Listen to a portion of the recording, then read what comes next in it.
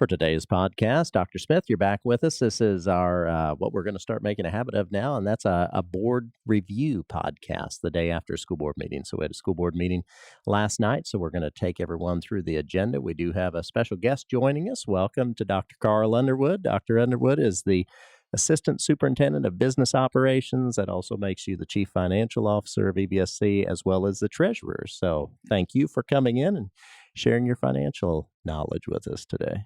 So let's start, David. You want to just take everyone through and we'll review one more time how to get to board docs, and then we'll get going. You bet. We'll jump right in. So this is our homepage. So go to About Us, look at Board of School Trustees, click on Board Docs, and then basically access Board Docs with a click here.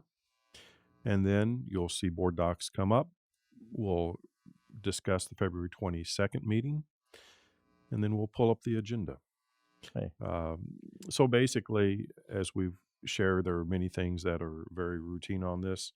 When we look at consideration of allowance of payments, you click on that, you will see that the outcome of the voting. But since we have Dr. Underwood with us, let's talk very briefly about the allowance of payments. And I guess when you say allowance of payments, and I know you're very well versed in this, but Carl, I mean, what is allowance of payments? What are we even talking about there? It's really a record of disbursements for the month, and we take this regularly each month. So just like an individual, if you look at your bank statement online, you see where the money went. That's kind of what we're talking about with allowance of payments. Correct. Okay. So we are a large organization, multi-million-dollar corporation. So we pay bills throughout the month. And as you know, the board has to approve these. So they are basically approving them through consent. As everyone knows, we are certainly audited on an annual basis. So there are many checks and balances put in place. But if you would, Carl, just talk a little bit about what individuals see on their screen now and what this means. Sure. So this is just a record of a payroll obligation for insurance. And this in particular is our employer contributions on behalf of employees to our self-insurance fund for their medical insurance. So translated, we spend $3 million a month. EVSC pays on behalf of our employees $3 million a month for their health insurance benefits. Correct. And you're seeing just a listing of the particular funds that the money was dispersed from. And you can see the education fund is the larger of all the funds, but several funds are represented there. And if you look in the upper right-hand corner for this particular one, it shows the check date, February 1st, 2021. So this on the 1st of the month, these were paid. And you say this is on a monthly basis, correct? For Correct. Insurance. Okay. Yeah. And Dr. Smith, what you've got pulled up now, anyone that goes to Board Docs can click on that. You can go through and you can literally scroll through and basically see everything that's been paid out, either in this case monthly, but for the last 2-week period of time. Right. And so you'll see different check dates. This is February the 2nd, textbook rental, paid $443.79. And then also again on February the 2nd, another one now on February the 4th from operations, $388. So there, this particular 2-week period of time, there are 15 pages of information that the board will then approve. And again, no secrets. If anyone wants to see where we've spent money during the last 2 weeks, you can go right here and see everything. Absolutely. Okay. Next item on there, Dr. Smith, is approval for grant proposals. And these are basically classroom grants. Certainly do appreciate Rotary and PEF for providing funds for this, but if folks are interested, they can go through and see what grants or what classroom proposals have been submitted. Hopefully they will be funded through those grants. And kudos to our staff as well. We have a lot of teachers and other staff that are always on the searching for grant opportunities just to provide extra funding opportunities to support what's going on in our classroom. Absolutely. So, Carl, if you could talk about item 3.04, which is the resolution to transfer funds from the education to the operations fund. So why do we need to do that? Sure. So a couple of years ago when we made a switch from the general fund to the education and operations fund, expenses that were once housed in the general fund were transferred to the operations fund. And those expenses were covered from revenue that was receipted into the general fund. So now that those expenses have been transferred over to the operations fund, quarterly we transfer revenue from the education fund to the operations fund to cover those expenses. Yeah. So, in layman's terms, the state still provides funding. Now they provide funding into the education fund, but they don't allow us to pay out certain expenditures from that education fund like they used to the general fund.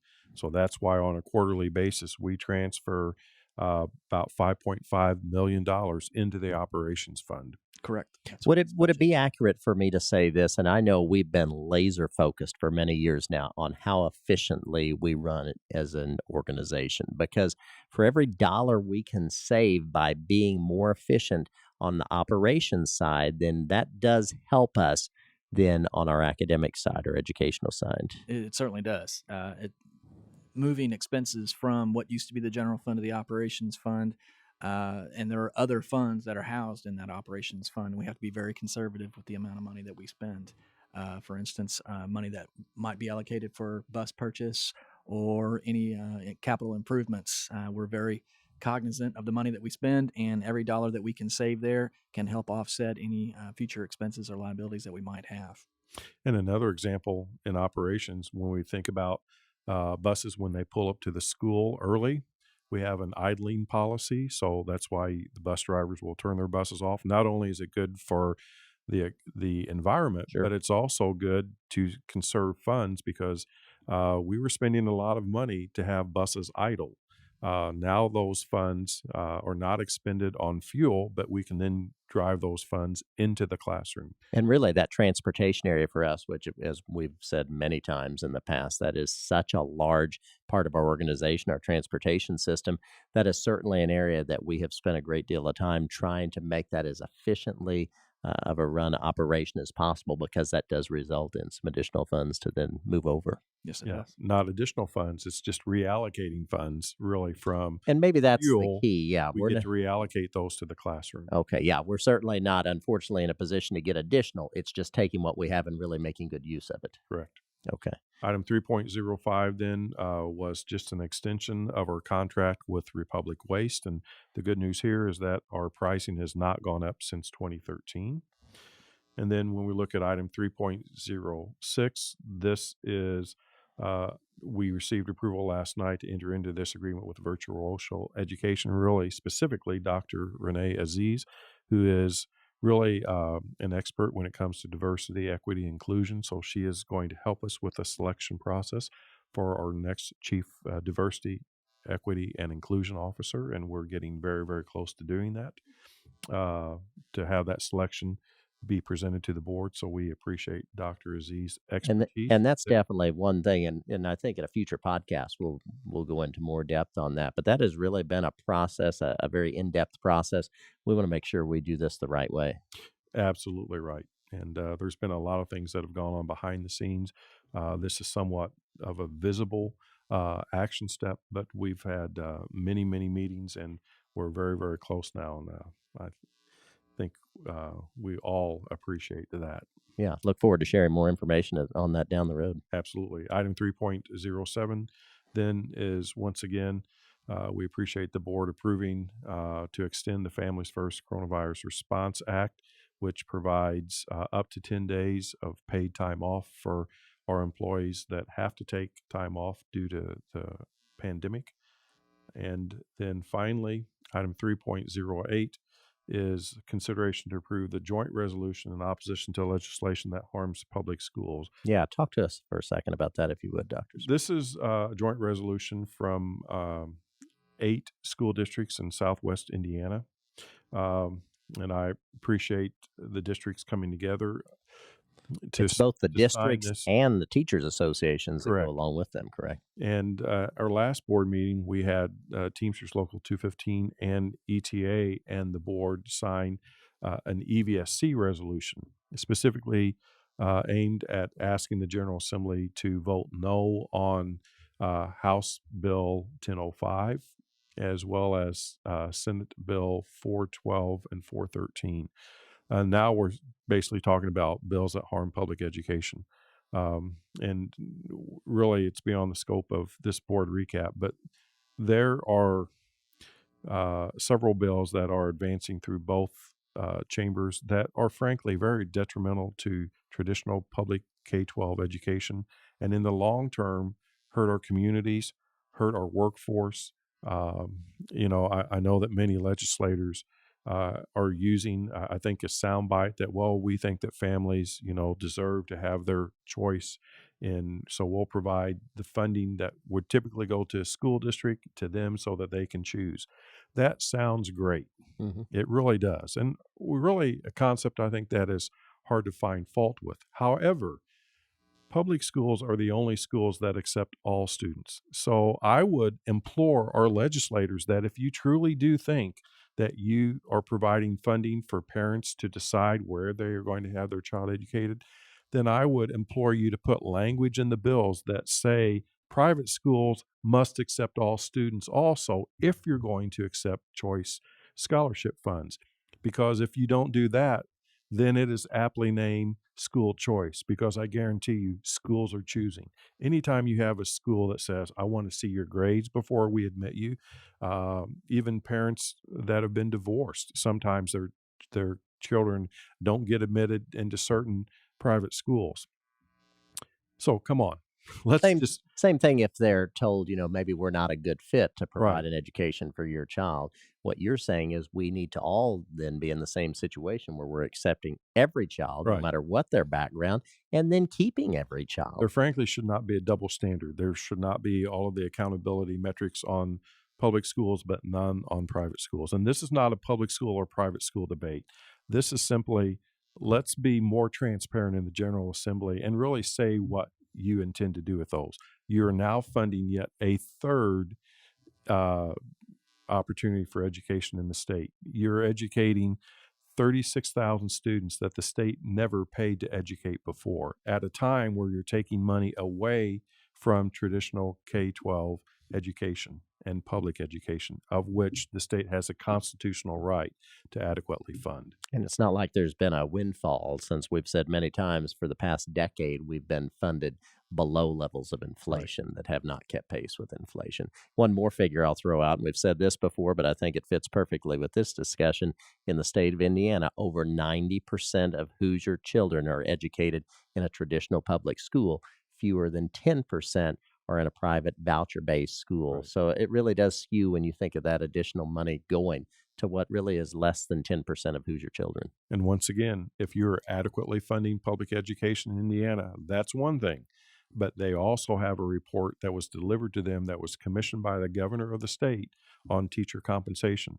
That report basically stated that at a minimum, the General Assembly needed to come up with an additional $300 million per year to bring teacher average salaries up to third in the Midwest. Right now, I think we are 12th.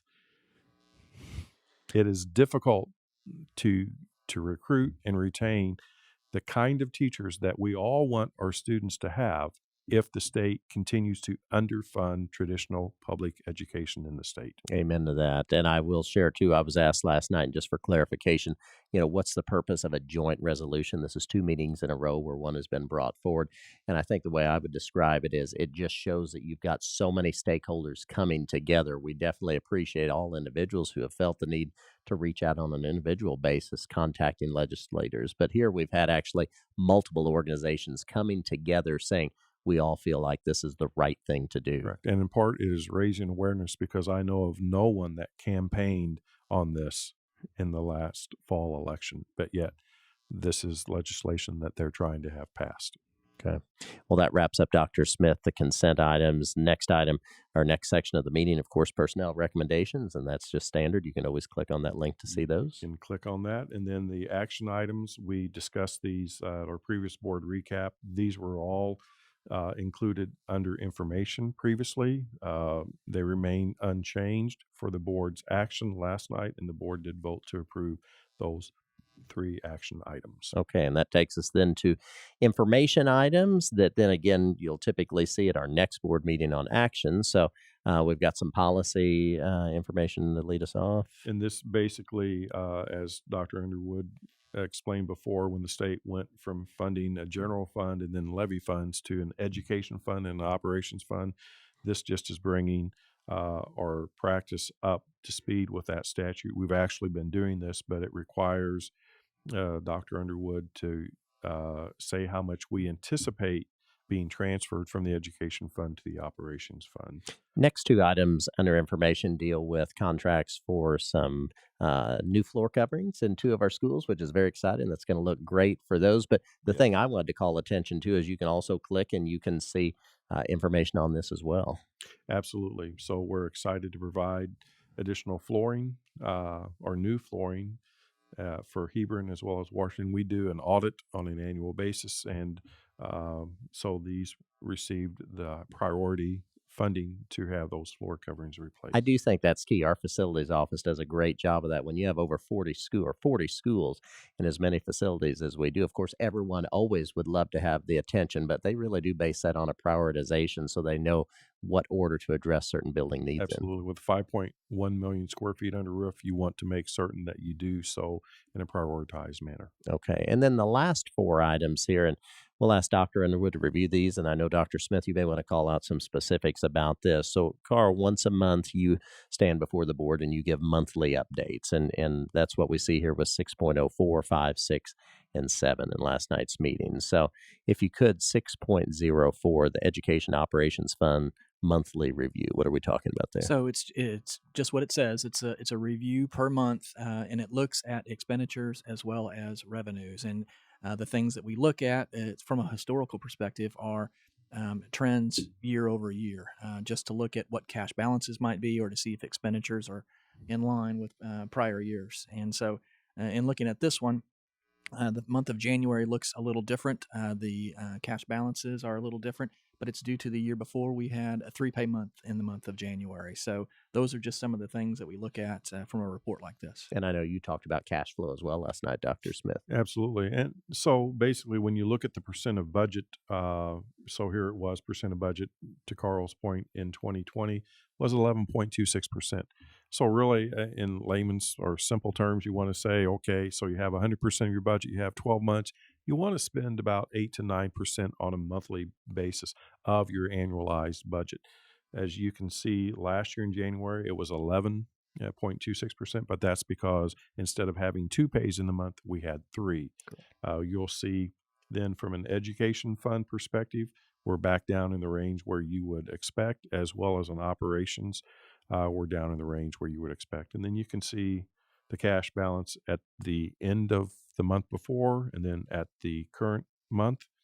So you always bear that in mind, look at the receipts, expenditures, transfers in and out. So you just want to look at this not only on a dollar basis, but also on a percentage basis. Well, and when we talk about cash flow, you and I were talking about this earlier, it's really no different than an individual's bank account. If you look at your bank account after you've deposited a paycheck or anything like that, it's going to look different than it is after you've sat down and paid several of your month's bills. Sure. Obviously, money comes in, money goes out. Right.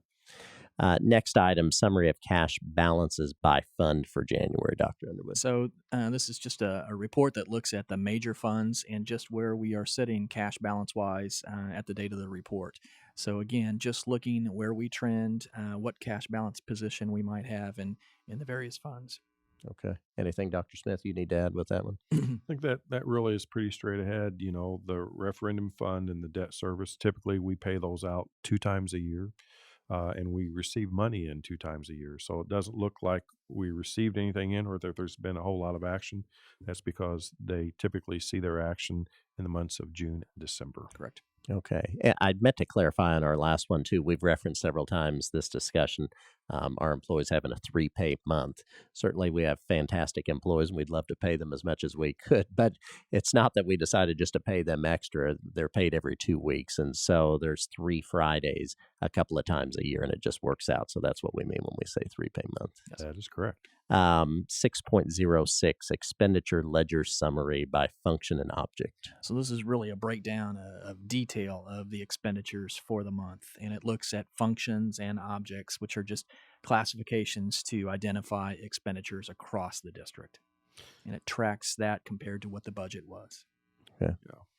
Anything, So, Dr. Smith, on that? Well, you'll just see the fund that it comes from. This is the education fund and the function. the object, and then the description, the appropriation, which is the permission to spend the money if you have it, and then the month to date, year to date, and then once again we look at this percentage here, and at the end of the first month, you want it to be somewhere in the 90 to 92% range. Um, and if you're out of whack, then you'll be able to spend some time digging into why that might be. And Dr. Underwood, when we're putting all these figures up on all of these different reports, tell us again. I hear you reference quite often about being audited. And that just means what? People from the state come down and actually go through all of these volumes of data and figures. No, they really do. It's from the State Board of Accounts. It's a Okay. state agency, and they're actually here right now conducting Okay. an audit. And it's very in-depth. It requires a lot of work from a lot of different people to pull information so that they give a thorough review of our finances. I know you're very appreciative of everyone that's in your department because it truly does take a tremendous amount of work. Absolutely. Courtney Boliber, who's our Director of Budget, spends an inordinate amount of time working with the auditors to make sure that the district is in good shape financially. Okay. Not to put you on the spot, but are there 8 auditors on site? Currently, there are 8. Or 8 auditors working. Some are on site, some are working. Yes, there remotely. are. And does that happen on a yearly basis? It does now that we've moved to gap reporting, which Okay. is new this year. This is the first time this has happened. Traditionally, we were on a 2-year Okay. audit cycle, and So it's never been more than every 2 it's years. never been more than 2 years. Sometimes it's been longer than that, depending on how long it would take for them to get to the various units. Okay. But now we are on a yearly basis, so it's quite a bit more in depth and requires a lot more time from the district employees to pull this information. And they're not just here for a few days. I mean, it's No, weeks. it's months that Yep. they are here. Okay. Last item then, as part of your monthly presentations to the Board of Trustees, is our 2-year revenue comparison. Yeah, so this is just a look at a revenue over a 2-year period, and in looking at our major fund would be our education fund, and we receive the bulk of our revenue from the state on a monthly basis based on student enrollment. So that's the lion's share of our revenue, but there are also other revenue streams that we look at. And then you would also look at the operations fund. Again, you would notice transfers in there on a quarterly basis, which would be from our education fund. But we also have other revenue streams, things like our We Care program or extended daycare program. They collect Okay. revenue, so it would be reflected in that report. And then the reports behind that would be from our levy funds. And as Dr. Smith mentioned, we receive revenue from those funds or in the operations fund now 2 times a year in June and again in December. Yeah. So once again, this is a revenue report. Correct. But let's go back to the operations fund, and I've highlighted temporary loans. Could you explain why it looks like we've had a decrease of $4 million? What does that mean and why? Sure. So the temporary loan is really to replace revenue to help cash flow us along because we only receive revenue for our levy funds, which would be like our debt service or historical society funds or any of those type of funds that were Or funded by transportation or bus transportation. replacement. The local property taxes, you only collect that revenue in June and then again in December. Well, we need to pay expenses prior to receiving that revenue. So, as many districts use, we do a tax anticipation warrant, which just floats cash until we receive our disbursement in June and then again in December, and we repay that loan back at that time. And it's a very low interest loan because they know taxing districts need to pay, keep operations going. So this comes from the Indiana Bond Bank, and it's not just school districts, also cities, towns, Libraries. Yeah, any. So it's really no mystery. It's something that's in place by the state to Right. help all of these local entities continue to Right. function financially. But when you look at this report and think, oh my gosh, your revenue is off by $4 million. Well, we don't just pick a number out of the sky. There's a formula that we utilize, and actually a recommendation from the Indiana Bond Bank itself in terms of the amount of funds that you should request. Absolutely. So, Courtney, again, the director of budget, will go through and we cash flow everything out. And in this case, in this year, we didn't need to borrow as much cash this year, so which is reflected in the report being down.